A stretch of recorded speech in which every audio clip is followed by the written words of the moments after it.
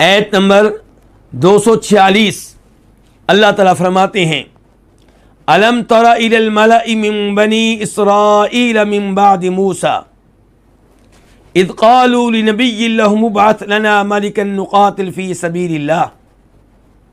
یہ آیت چونکہ طویل ہے اس لیے اس کا اتنا حصہ پہلے پڑھتے ہیں، اس کے بعد دوسرا حصہ پڑھیں گے. اللہ تعالیٰ فرما رہے ہیں الم ترا، کیا آپ نے نہیں دیکھا، الی الملأ من بنی اسرائیل، بنی اسرائیل کے سرداروں کی طرف، من بعد موسیٰ، موسیٰ علیہ السلام کے بعد، اذ قالوا، جب انہوں نے کہا، کنہوں نے؟ سرداروں نے، لنبی لہم، اپنے ایک نبی سے کہا، ابعث لنا، ہمارے لیے مقرر کریں، مالکن، ایک بادشاہ، نقاتل فی سبیل اللہ، ہم اللہ کی راہ میں قتال کریں، اللہ کی راہ میں لڑیں. اب ہم آتے ہیں اس آیت کے اس حصے کے الفاظ اور مفردات کی طرف. الم ترا کی وضاحت پہلے ہو چکی ہے، الہ کی وضاحت بھی ہو چکی ہے. الملا سرداروں کو کہتے ہیں. من بنی اسرائیل، اسرائیل کے بیٹوں میں سے، اسرائیل کی اولاد میں سے. اسرائیل کون ہے؟ یعقوب علیہ السلام. یعنی کہ یعقوب علیہ السلام کی اولاد میں سے کئی سرداروں کی طرف آپ نے نہیں دیکھا. من بعد موسیٰ، بنی اسرائیل کا زمانہ تو بہت لمبا چوڑا ہے. کس زمانے کے بنی اسرائیل کے سرداروں کی بات ہو رہی ہے؟ فرمایا موسیٰ علیہ السلام کے زمانے کے بعد. موسیٰ علیہ السلام کے دنیا سے چلے جانے کے بعد بنی اسرائیل کے سرداروں کی طرف آپ نے نہیں دیکھا.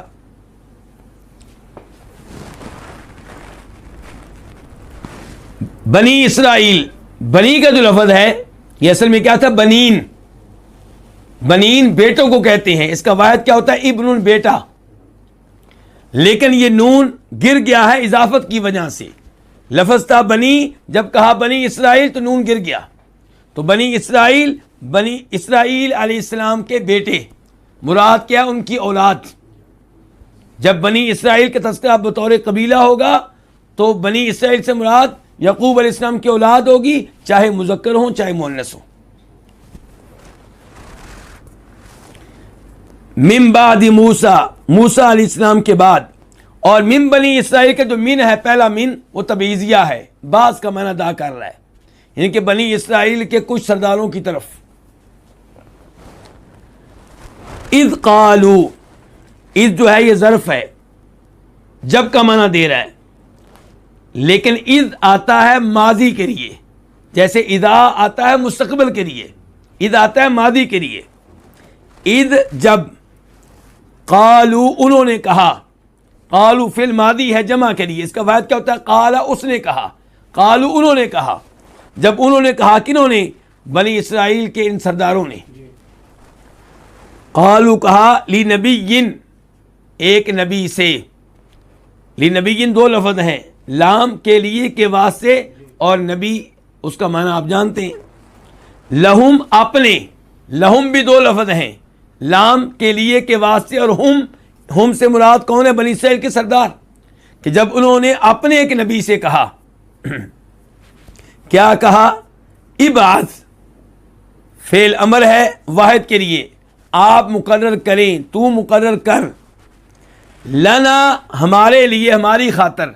لنا دو لفظ ہیں، ایک لام کے لیے کے واسطے اور ایک نا ضمیر ہے، ہم، ہمارے. کہ آپ مقرر کریں ہماری خاطر، ہمارے لیے. کیا مقرر کریں؟ مالکن، ایک بادشاہ. تو مالکن مفعول بھی ہے ابعث کا، مالکن ایک بادشاہ. نقاتل، تو ہم لڑیں. نقاتل جواب ہے کس کا؟ ابعث کا، کہ آپ ہمارے لیے ایک بادشاہ مقرر کریں. کیوں؟ کہ نقاتل، ہم لڑیں. نقاتل فعل مضارع ہے جمع کے لیے، ہم لڑیں.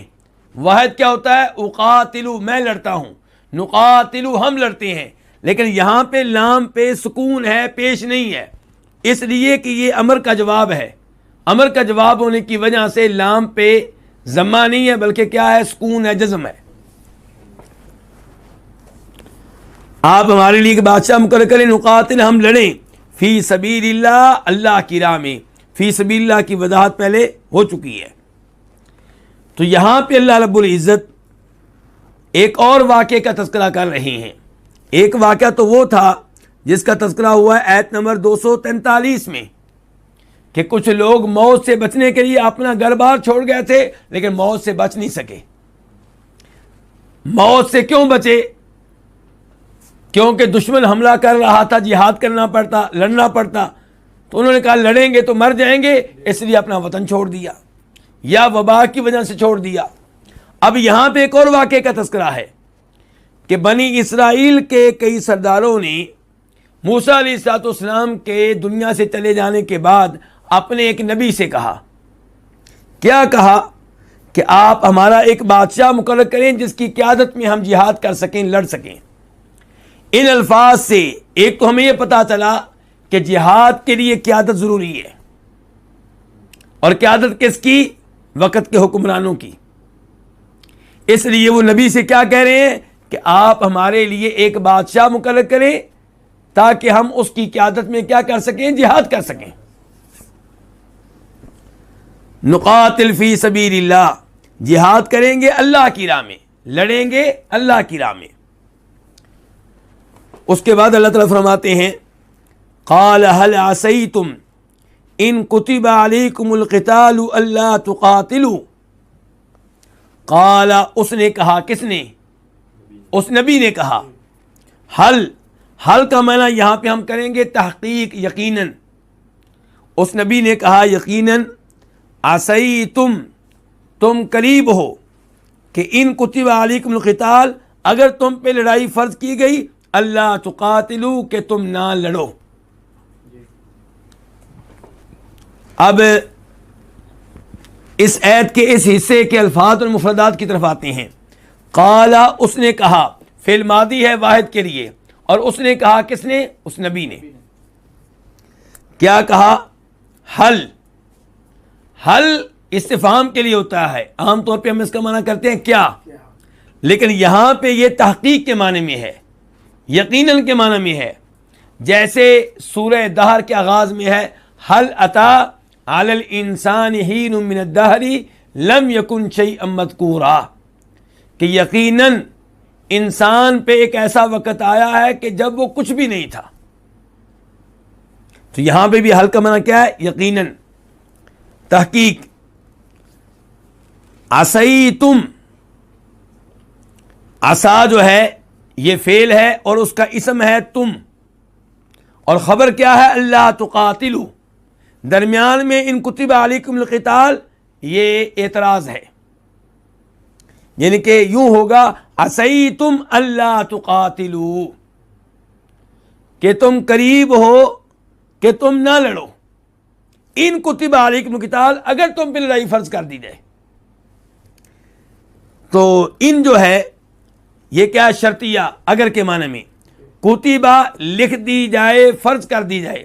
لفظی معنی لکھ دی گئی، فرض کر دی گئی، لیکن ان کی وجہ سے ہم معنی کیا کر رہے ہیں؟ مستقبل کا، کہ اگر فرض کر دی جائے. علیکم، تمہارے اوپر. دو لفظ ہیں علی اور کم. علی کا معنی ہوتا ہے اوپر پر، کم تمہارے. کیا فرض کر دی جائے؟ القتال، لڑائی. القتال یہ لفظ نائب فاعل ہے کس کا؟ کتبہ کا، کیونکہ کتبہ فعل ماضی ہے واحد کے لیے مجہول ہے. اللہ تقاتلو، اللہ اصل میں تھا ان لا، یہ کہ لا نہ، تقاتلو تم لڑو. تقاتلو اصل میں تھا تقاتلون، فعل مضارع ہے جمع کے لیے، تم لڑتے ہو. اس کا واحد ہے تقاتلو، تو لڑتا ہے. لیکن تقاتلو کے آخر میں نون موجود نہیں ہے، کس کی وجہ سے؟ اللہ کے ان کی وجہ سے، اور یہ ان مصدریہ ہے. تو اب معنی کیا ہے؟ حل عصیتم، یقیناً عصیتم، تم قریب ہو اس بات کے کہ تم نہیں لڑو گے اگر لڑائی فرض کر دی جائے. اس آیت کی تفسیر کیا ہے، مفہوم کیا ہے؟ کہ انہوں نے نبی سے مطالبہ کیا تھا کہ ہم جہاد کرنا چاہتے ہیں، ہم اللہ کی راہ میں لڑنا چاہتے ہیں، آپ ایک بادشاہ مقرر کر دیں، ہمارا ایک حکمران مقرر کر دیں، اس کی قیادت میں ہم لڑیں. تو نبی نے کہا علیہ الصلوۃ والسلام. اور یہاں پہ یہ وضاحت کر دوں کہ اس نبی کا نام کیا تھا قرآن و حدیث سے ثابت نہیں ہے. کچھ علماء کے نام نے کچھ نام لکھے ہیں لیکن یہ نام کسی صحیح سند سے ثابت نہیں ہے. تو نبی نے کہا، اس زمانے کے نبی نے کہا حل عصیتم، یعنی کہ تم کہہ رہے ہو کہ ہم جہاد کرنا چاہتے ہیں، اللہ کی راہ میں لڑنا چاہتے ہیں، لیکن مجھے یہ خدشہ ہے کہ تمہارے اوپر لڑائی فرض کر دی گئی تو تم نہیں لڑو گے. حل عصیتم، یقیناً تم قریب ہو اس بات کے کہ اللہ تقاتلو، کہ تم نہیں لڑو گے اگر تمہارے اوپر لڑائی فرض کر دی گئی. قالوا وما لنا الا نقاتل فی سبیل اللہ وقد اخرجنا من دیارنا وابنائنا، انہوں نے کہا اور ہمیں کیا ہے کہ ہم اللہ کی راہ میں قتال نہ کریں، ہم اللہ کی راہ میں نہ لڑیں، جب کہ یقیناً ہمیں نکال دیا گیا ہمارے گھروں سے اور ہمارے بیٹوں سے. یہ تھا اس آیت کے اس حصے کا آسان ترجمہ. اب ہم آتے ہیں اس آیت کے الفاظ مفردات کی طرف. قالو، انہوں نے کہا، فعل ماضی ہے جمع کے لیے، اس کی وضاحت پہلے بھی ہو چکی ہے. انہوں نے کہا، کنہوں نے؟ قتال، یہ مطالبہ کرنے والوں نے کہ آپ ہمارے لیے ایک بادشاہ مقرر کریں جس کی راہ میں ہم لڑ سکیں. قالو، انہوں نے کہا، وما لنا، اور ہمیں کیا ہے. ما جو ہے یہ استفہامیہ ہے. کیا ہے؟ لنا، ہمیں. لنا دو لفظ ہے، لام اور نا. لام کے لیے کے واسطے نا ضمیر ہے، ہمیں، یعنی کہ ہمیں کیا ہے کہ اللہ نقاتلہ، کہ ہم نہ لڑیں. اللہ، یہ پہلے اللہ کی طرح کیا ہے؟ ان لا. ان یہ کہ مصدریہ ہے. لا نقاتلہ، نقاتل یہ لفظ اصل میں کیا تھا؟ نقاتلو، فعل مضارع متکلم کے لیے ہم لڑتے ہیں. لیکن جب اس سے پہلے ان آیا اللہ، تو ان کی وجہ سے لام کے اوپر کیا آ گئی ہے؟ زبر آ گئی ہے، فتح آ گیا ہے. اور لا کی وجہ سے معنی پیدا ہو گیا نہیں کا. تو اب کیا پورا معنی ہو گیا کہ ہمیں کیا ہے کہ ہم اللہ کی راہ میں نہ لڑیں.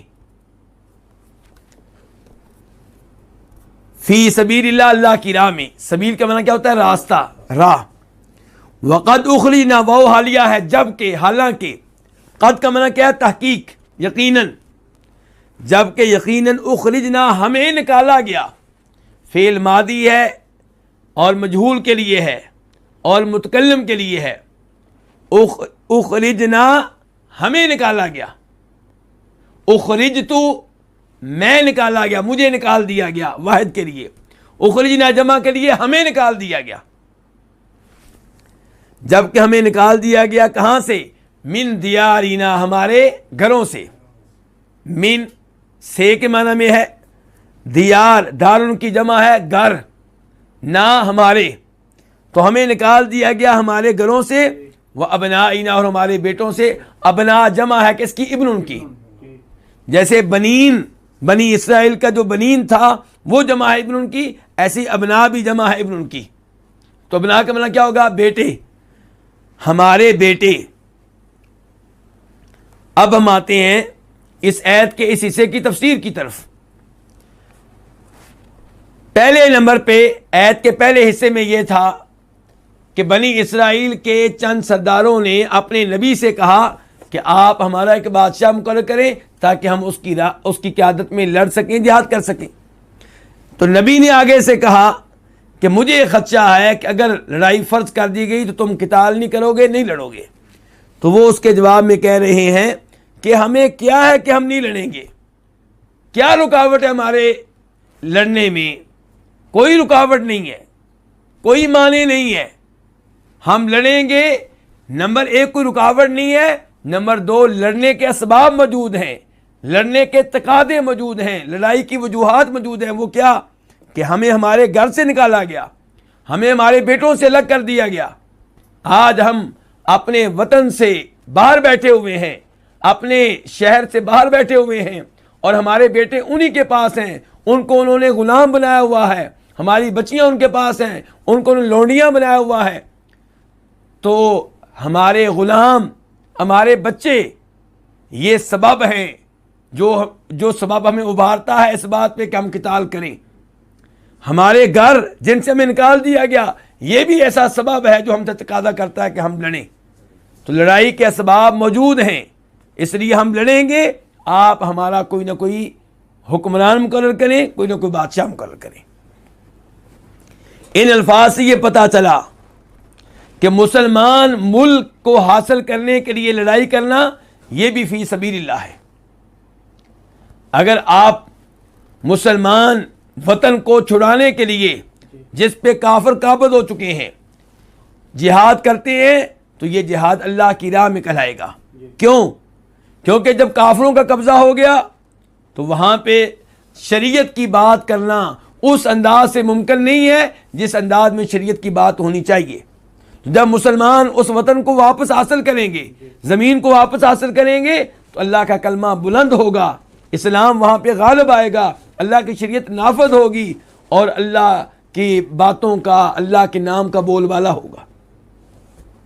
ایسے ہی مسلمانوں کو چھڑانے کے لیے جن کو کافر قیدی بنا چکے ہوں، غلام بنا چکے ہوں، لونڈیاں بنا چکے ہوں، ان کو چھڑانے کے لیے جہاد کرنا یہ بھی جہاد فی سبیل اللہ ہے. مسلمانوں کو چھڑانے کے لیے، مسلمان قیدی ہیں انہیں چھڑانے کے لیے، مسلمانوں کو غلام بنا لیا گیا انہیں چھڑانے کے لیے جہاد کرنا بالکل درست ہے. یہ جہاد فی سبیل اللہ کہلائے گا. تو وہ کہہ رہے ہیں کہ ہمیں کیا ہے کہ ہم اللہ کی راہ میں نہ لڑیں جبکہ ہمیں نکال دیا گیا ہمارے گھروں سے اور ہمارے بیٹوں سے. آیت کا ایک اور حصہ جس میں اللہ تعالیٰ فرماتے ہیں فلما کتب علیہم القتال تولوا الا قلیلا منہم، پس جب ان پہ قتال فرض کر دیا گیا تو انہوں نے اعراض کیا سوائے ان میں سے چند ایک کے. فلما، فا کا معنی کیا ہے؟ تو یہ بتانے کے لیے فا آئی ہے کہ اس کے بعد کیا ہوا. فلما، لما کا معنی کیا ہے؟ جب. یہ لما ظرفیہ ہے لیکن اس کے اندر شرط کا معنی بھی پایا جاتا ہے. تو جب کتبہ فرض کر دیا گیا علیہم، ان پہ کیا فرض کر دیا گیا؟ قتال، لڑائی لڑنا. کتبہ فعل ماضی ہے، واحد کے لیے ہے، مجہول کے لیے ہے. فرض کر دیا گیا علیہم، ان پہ، علا اور ہم دو لفظ ہیں. ان پہ کیا فرض کر دیا گیا؟ القتال، لڑائی لڑنا. قتال یہ نائب فاعل ہے.